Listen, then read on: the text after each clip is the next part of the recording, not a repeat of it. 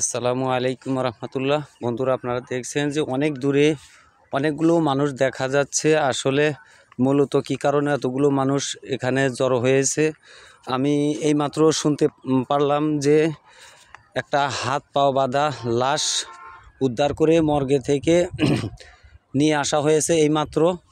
আমি এখন সেই ঘটনাস্থলে যাওয়ার চেষ্টা করতেছি। আস্তে আস্তে আমি ঘটনাস্থলে গিয়ে আপনাদের দেখাবো আসলে কি কারণে মৃত্যুটা হয়েছে আর কি কারণে হাত পা বেঁধে তাকে মেরে ফেলা হয়েছে।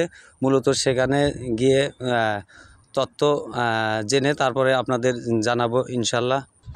বন্ধুরা, মূলত আমি দেখানোর চেষ্টা করতেছি যে লোকজনগুলো চলে যাচ্ছে, অনেকে চলে যাচ্ছে, অনেকে আবার কিন্তু আসতেছে। এই যে এইখানে দেখেন কি একটা ভিড়। এখানে হাত পা বাঁধা লাশ দীর্ঘ 2 দিন পর কিন্তু মর্গে থেকে লাশটি নিয়ে আসা হয়েছে। আসলে কি কারণে তাকে মেরে ফেলা হয়েছে এটা কিন্তু এখনও জানা যায়নি, তবে তদন্তর মাধ্যমে জানা যেতে পারে। মূলত আমি একটু কাছে যাওয়ার চেষ্টা করতেছি, আগে কাছে গিয়ে আপনাদের দেখানো চেষ্টা করব যে আসলে কিভাবে মৃত্যুটা হয়েছে। আসলে আমি এখন একদম নিকটে চলে এসেছি। আসলে ভিডিও করা এখানে নিষেধ, তারপরেও গোপনভাবে ভিডিও করতেছি, আপনাদের দেখানোর চেষ্টা করছি যে আসলে লাশটি কোথায় এই মুহূর্তে আছে এবং কি লাশের সাথে ওনারা এখন কি করছে।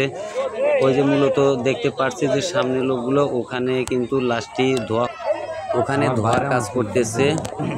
আমি গোপনভাবে ভিডিওটা করতেছি, দেখাবো আসলে কিভাবে ধোয়ার কাজ করতেছে।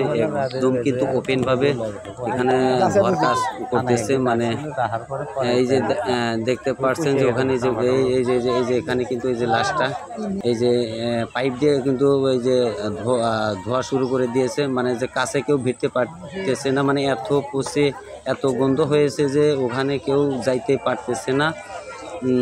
এ পর্যন্ত কিন্তু ওনাকে কিভাবে মারা হয়েছে, কেন মেরেছে, মূলত কোনো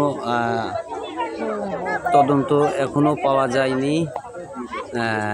এখন এই লাশটি মাটি দেওয়ার চিন্তা ভাবনা করতেছে।